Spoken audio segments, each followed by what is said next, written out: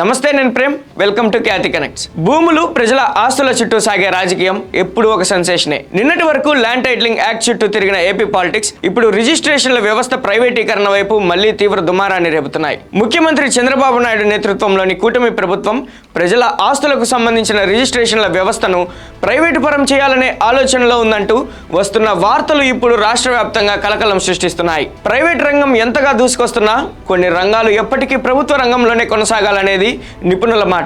అలాంటిది నేరుగా ప్రజల జీవితకాల కష్టమైన ఆస్తుల క్రయ విక్రయాల బాధ్యతను ప్రైవేట్ సంస్థల చేతుల్లో పెడితే భవిష్యత్తు ఏంటనే భయం ప్రజలను వెంటాడుతుంది. అసలు కూటమి ప్రభుత్వం తీసుకురాబోతున్న ఈ కొత్త పీపీపీ విధానం ఏంటి? దీనివల్ల ప్రజల ఆస్తులకు నిజంగానే ముప్పు పొంచి ఉందా? లక్షలాది మంది ఉపాధిపై పడబోయే దెబ్బేంటి అనేది వాళ్ళ పాయింట్ ఆఫ్ వ్యూలో చూద్దాం.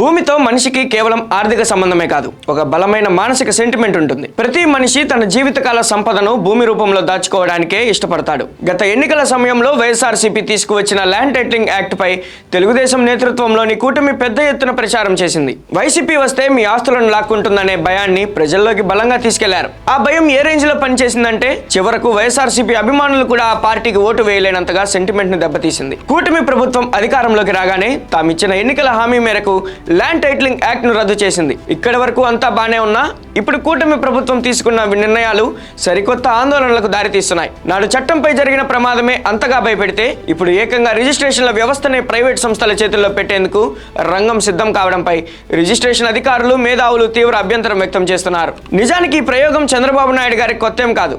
2016లోనే అప్పటి టీడీపీ సర్కార్ ఈ తరహా విధానాన్ని తీసుకురావడానికి ప్రయత్నించింది. 3-4 రిజిస్ట్రేషన్ కార్యాలయాలకు సంబంధించి అధికారులందరినీ ఒకే చోట కూర్చోబెట్టి అక్కడ ఒక ప్రైవేట్ కంపెనీ ద్వారా మొత్తం వ్యవహారాలు నడిపించేలా నిర్ణయం తీసుకున్నారు. అయితే ప్రభుత్వ కార్యాలయాల్లో ప్రైవేట్ కంపెనీలు తిష్టవేయడాన్ని నాడు రిజిస్ట్రేషన్ అధికారులు తీవ్రంగా వ్యతిరేకించారు. పెద్ద ఎత్తున ఆందోళనలు చేస్తామని హెచ్చరించడంతో అప్పట్లో చంద్రబాబు ప్రభుత్వం వెనక్కి తగ్గింది. కానీ సరిగ్గా 10 ఏళ్ల తర్వాత ఇప్పుడు కాస్త రూపం మార్చి పగడ్బందీగా దీన్ని అమలు చేయడానికి ప్రభుత్వం కసరత్తు చేస్తోంది. అల్లూరి సీతారామరాజు, పోలవరం మినహా రాష్ట్రంలోని మిగిలిన 26 జిల్లా కేంద్రాల్లో పీపీపీ విధానంలో రిజిస్ట్రేషన్ సేవా కేంద్రాలు ఏర్పాటు చేయనున్నారు. మొదటి దశలో జిల్లా కేంద్రాల్లో ప్రారంభించి ఆ తర్వాత రెండో విడతలో రాష్ట్ర వ్యాప్తంగా ఉన్న 294 సబ్ రిజిస్టర్ కార్యాలయాలను కూడా పూర్తిగా ప్రైవేట్ పరం చేయాలనేది ప్రభుత్వ యోచనగా కనిపిస్తోంది. ప్రస్తుతం మన దేశంలో పాస్పోర్ట్ సేవా కేంద్రాల్లో ఎలాగైతే టీసీఎస్ వంటి ప్రైవేట్ సంస్థల ఉద్యోగులు పనిచేస్తున్నారో అదే రీతిలో ఏపీలో ఒక ప్రైవేట్ సంస్థ పూర్తిగా ప్రజల ఆస్తుల క్రయ విక్రయాల వ్యవహారాలను నడపనుంది.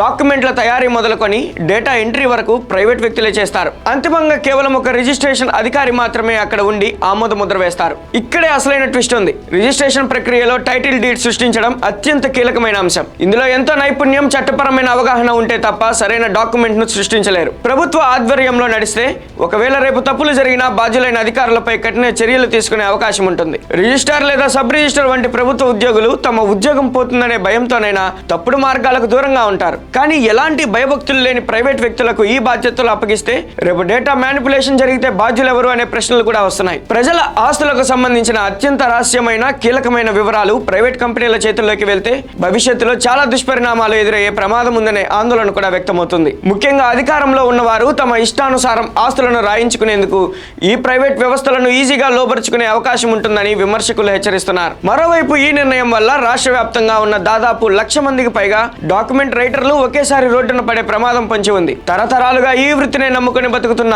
ఆ కుటుంబాల ఉపాధి పూర్తిగా దెబ్బతింటుంది. అందుకే డాక్యుమెంట్ రైటర్లంతా నేటి నుంచి ఆందోళన బాట పట్టాలని నిర్ణయించుకున్నారు. దీనివల్ల రాష్ట్ర వ్యాప్తంగా రిజిస్ట్రేషన్ల ప్రక్రియ పూర్తిగా స్తంభించిపోయే అవకాశాలు కనిపిస్తున్నాయి.